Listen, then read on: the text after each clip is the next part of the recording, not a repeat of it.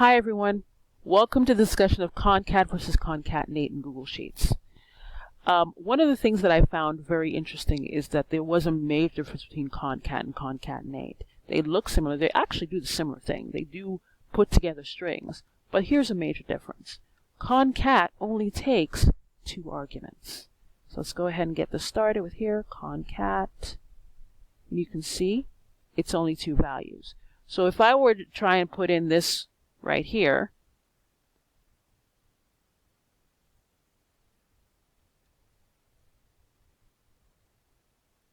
it would give me an NA, basically telling me you put in too many arguments, I only needed 2. So you're going to basically do just concat. Now with concatenate, you have a bit more flexibility. And this is one of the reasons why I wound up using it so much when I was in marketing analysis, and actually beyond that anyway. I can go ahead and put in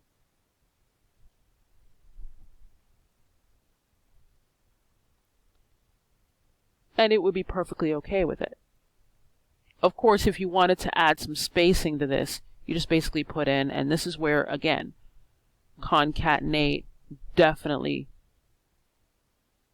takes up. You'll see this is going to come out as this is, and then I can put in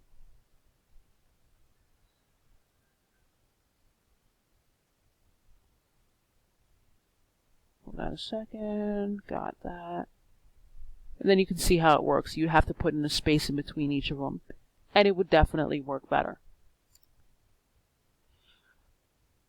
Another great way to use concatenate is with an array. Okay, for example, what I have here is basically a 2 by 5 array. It's got 2 rows and 5 columns. So if I have any kind of data that I wanted to combine, and I didn't want to go in and do it one by one like you saw me do with concatenate and concat, then there's an easier way to do that. For example, let's talk about concatenate. Let's try concatenate equals concatenate. And in this case, I just want to combine, let's just try A1 to E1. And let's see how it comes out. There we go. It's the same thing as what I was doing before. However, if I wanted to combine both rows, not a problem. Equals concatenate.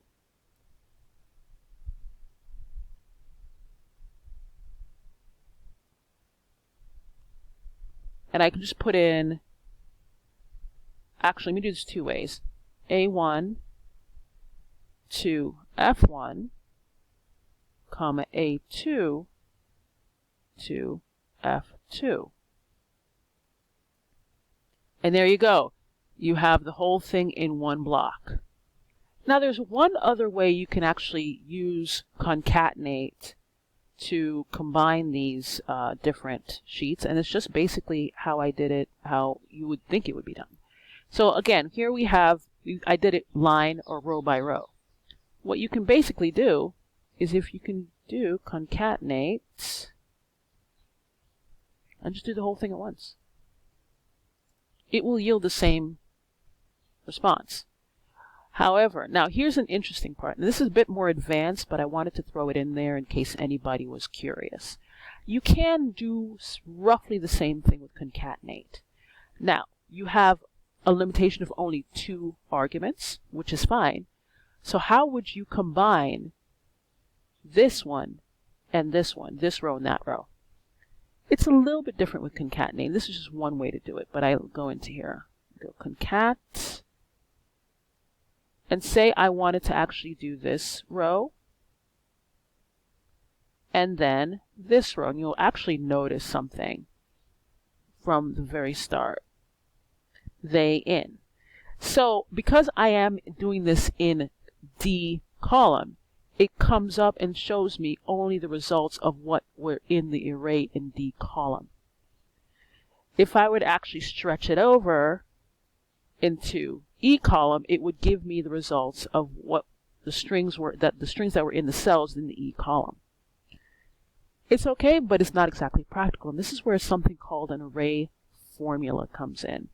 You use an array formula when you want to do any kind of quote-unquote calculations, or you can just do any combinations of a block of data.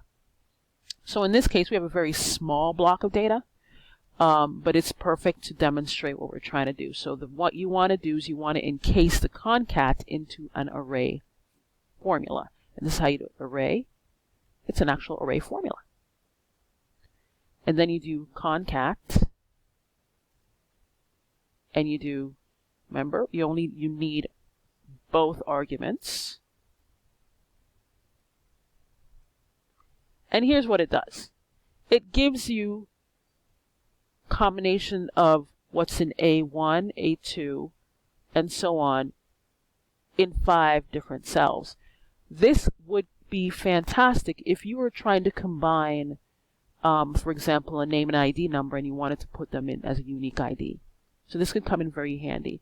This could probably even come in more handy than concatenate, even though concatenate is a lot more flexible when it comes to combining strings. So there you have it. You have concat and you have concatenate, and a couple of different ways that you can use each one.